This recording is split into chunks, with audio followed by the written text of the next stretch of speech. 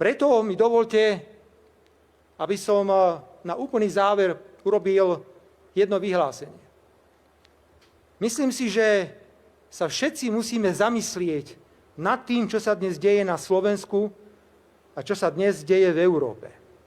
My sme dokonca kritizovaní aj za to, že máme jednoznačný názor na potrebu mierového riešenia vojnového konfliktu na Ukrajine. Mimochodom, prepáčte mi za úprimnosť, chcem vysloviť obdiv maďarskému premiérovi Viktorovi Orbánovi za to, že neváhal a išiel aj do Kyjeva, aj do Moskvy. Keby mi to môj zdravotný stav umožňoval, veľmi rád by som sa k nemu pripojil.